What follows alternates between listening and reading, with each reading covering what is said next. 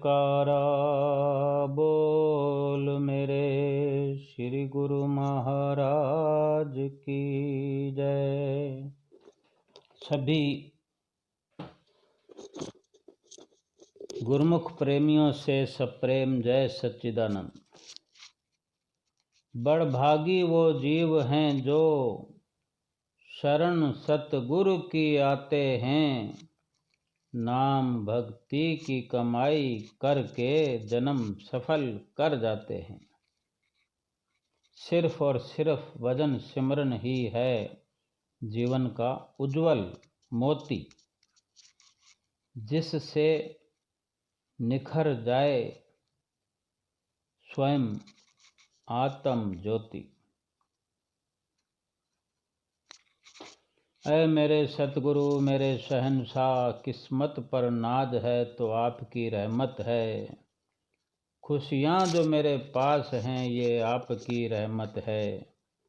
मेरे अपने मेरे साथ हैं तो आपकी रहमत है। मैं आपसे मोहब्बत की तलब कैसे न करूं, चलती जो ये सांस है ये भी आपकी रहमत है। तेरी रजा को समझ पाऊं ये हुनर मुझ में नहीं है मेरे मालिक।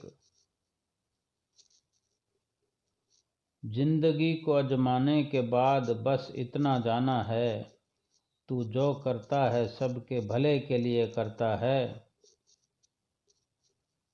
और केवल भला ही चाहता है। तुम्हारी एक झलक चाहते हैं जो झपके ना ऐसी पलक चाहते हैं। तुम्हारी यादों में बीते ये जीवन, तुम्हारे ही चरणों में होए मगन मन।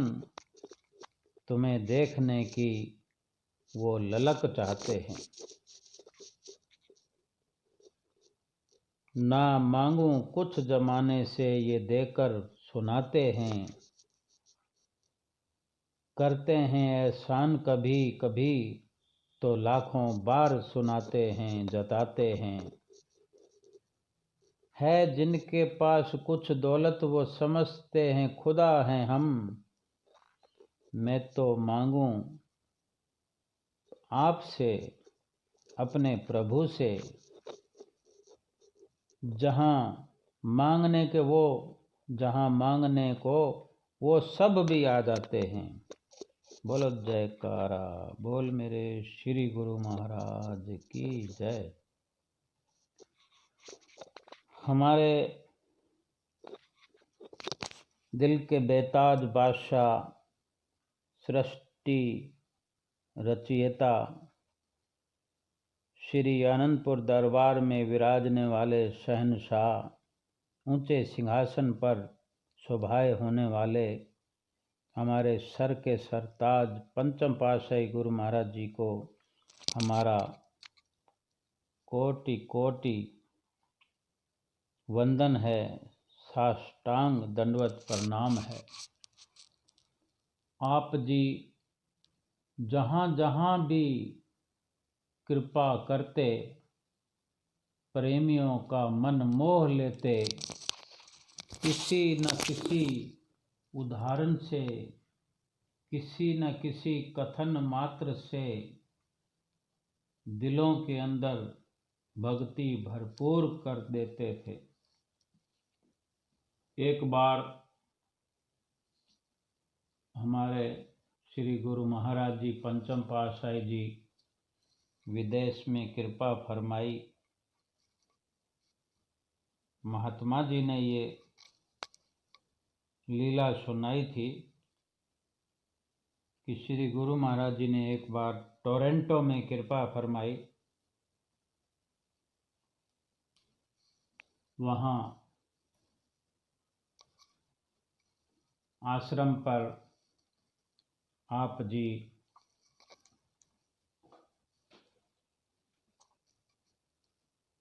जो सत्संग प्रवचन का कार्यक्रम भी होता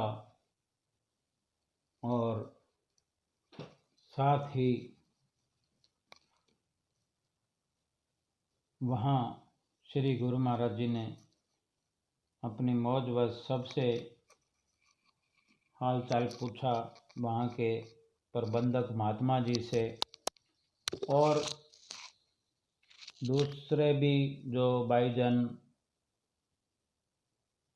यानी स्टाफ के जो संत महापुरुष वहाँ पर रहने वाले जो थे,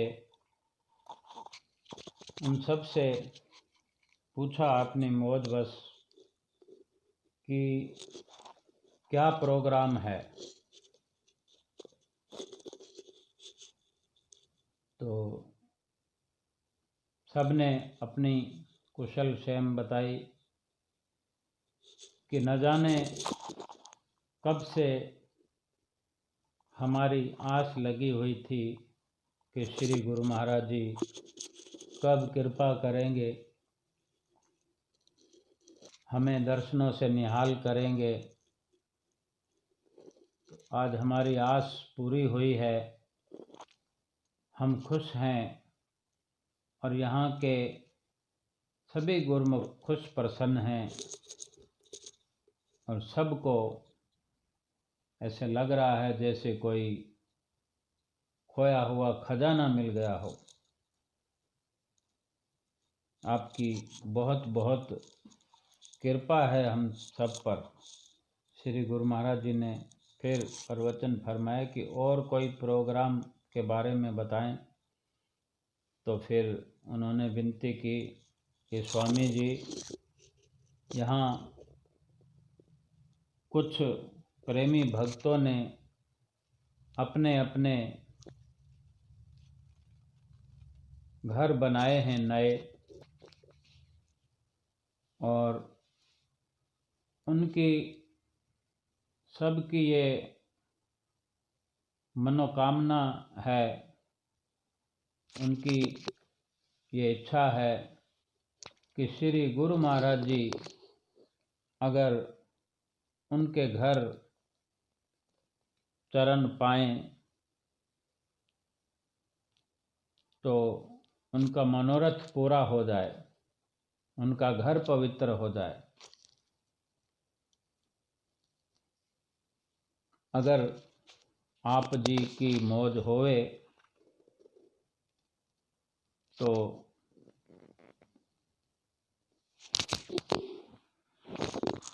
और वैसे जो यहाँ सत्संग का जो कार्यक्रम है वो तो है ही, इसके अलावा जो प्रेमी भक्तों की वो पुकार वो यही है कि उनके घर में आप जी की मौज हो जाए, चरण कमल उनके घर पड़ जाएं,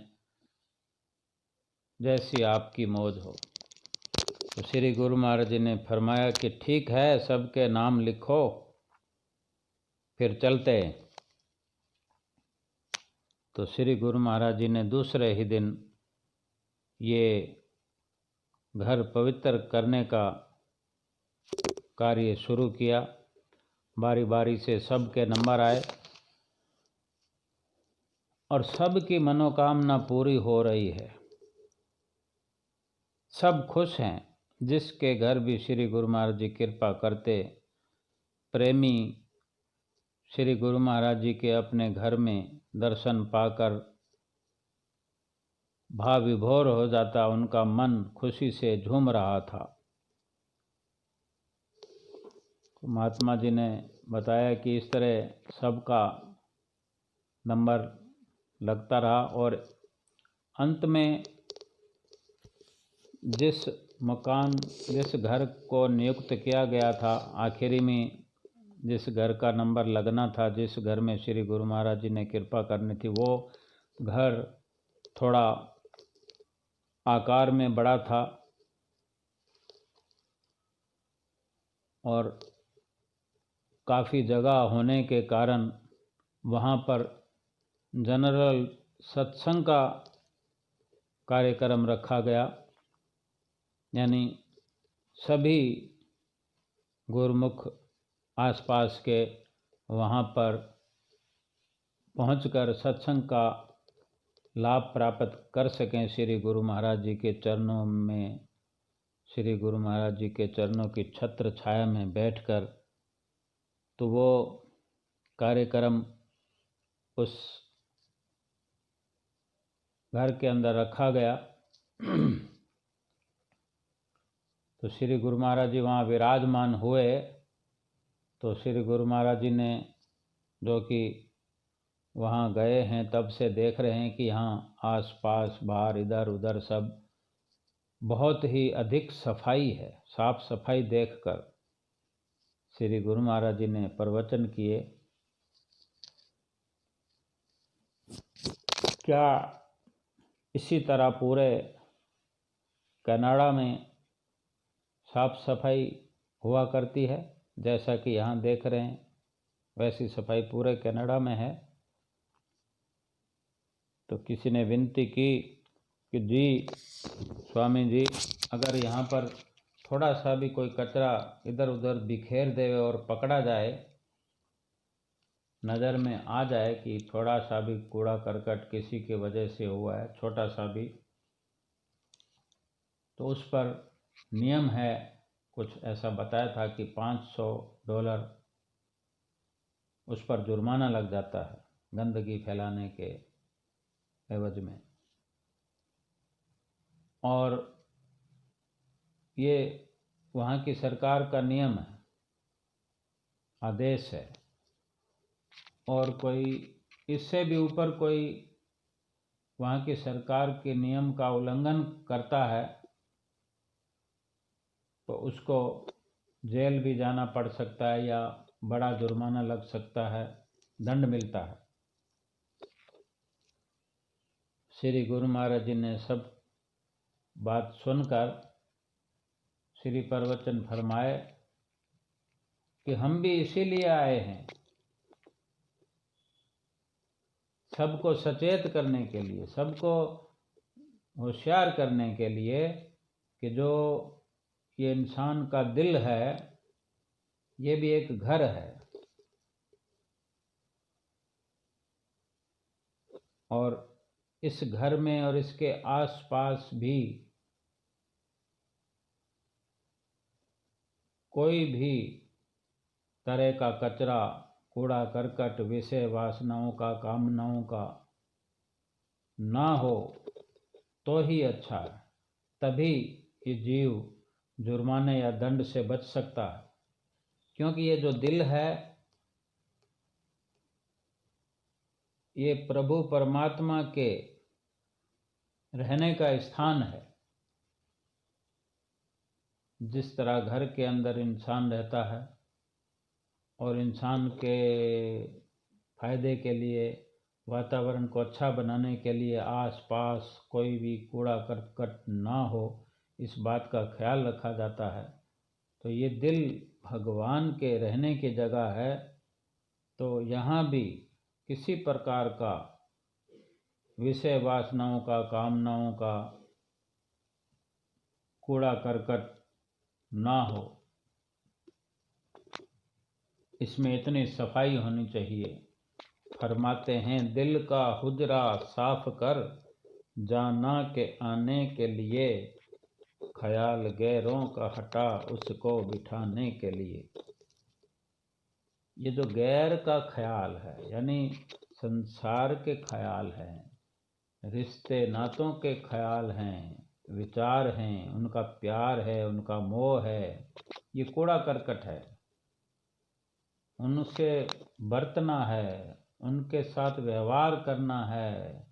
लेकिन ये सब विचार विकार, ये दूषित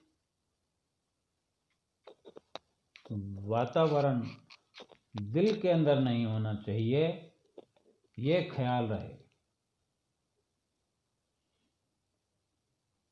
क्योंकि उसमें केवल प्रभु का प्यार होना चाहिए। दिल के अंदर प्रभु का ही प्यार हो, प्रभु के सत्संग का ही विचार हो, प्रभु के दर्शन की प्यास हो, तो हर वक्त वो काल और माया के जुर्माने से बचा रहता है जीव। श्री गुरु महाराज जी ने सभी गुरुमुख प्रेमियों को अपने दर्शनों से, अपने प्रवचनों से लाभान्वित किया।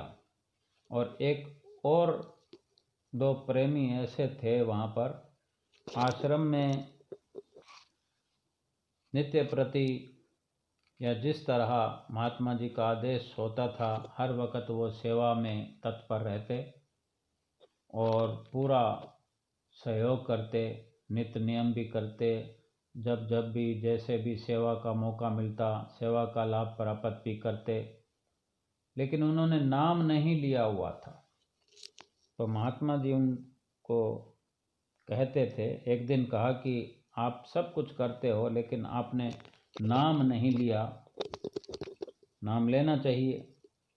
तो उन्होंने कहा कि नाम तो हमको लेना है, लेकिन हमारे दिल में एक इच्छा है, हमारे अंदर एक विचार चलता है कि हमें श्री गुरु महाराज जी से स्वयं से नाम मिल जाए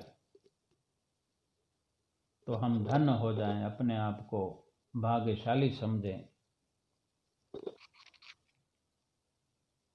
तो जैसी मन के अंदर प्रबल कामना होती है, प्रबल इच्छा होती है,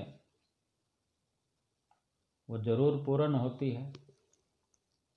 सच्ची भावना थी, उनकी लगन थी सेवा में, सत्संग में, आरती पूजा में। तो वो दिन समझो आ गया था। तो महात्मा जी ने श्री गुरु महाराज जी से वो विनय करके उनके लिए ये मौका सुलभ कराने के लिए विनती की। तो श्री गुरु महाराज जी ने उन भक्तों को ही नहीं, जितने भी लोग बैठे थे सबके सन्मुख नाम, श्री गुरु महाराज जी ने सबको फिर से नाम दिया, नाम का उच्चारण करवाया और साथ में नाम को जपने की विधि भी बतलाई, नाम जपने की युक्ति भी बतलाई। कितना भाग्यशाली वो दिन रहा होगा कि श्री गुरु महाराज जी स्वयं नाम दें और श्री गुरु महाराज जी स्वयं नाम की युक्ति बताएं। कितना वो भाग्यशाली दिन रहा होगा, हम विचार कर सकते हैं। सभी को ऐसा नाम मिला और श्री गुरु महाराज जी से स्वयं से युक्ति सीखने का मौका मिला। तो ये बहुत लंबे समय के अंदर भी ऐसा दुर्लभ समय हर किसी को नहीं मिलता जो उस वक़्त उन भक्तों को मिला। कितना वो सुंदर समय रहा होगा। श्री गुरु महाराज जी ने इतना हमारे लिए किया, अपने शरीर पर कष्ट सहन किया, समय समय पर देश विदेश में पहुंचकर नाम का डंका बजाया, सिमरन के लिए सबको आदेश किया कि सभी को 1 घंटा भजन सुमरन तो अवश्य ही करना है। जो गुरुमुख जन आप जैसे श्री गुरु महाराज जी की आज्ञा में रहकर भजन सुमरन कीर्तन सत्संग श्री आरती पूजा सेवा दर्शन कर रहे हैं,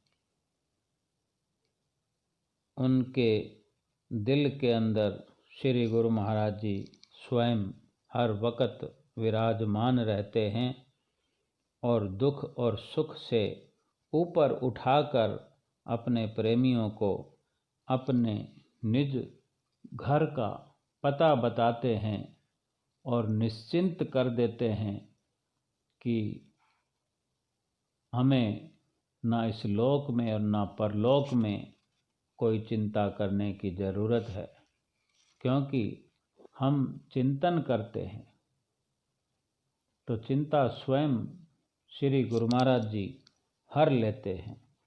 बोलो जयकारा बोल मेरे श्री गुरु महाराज की जय।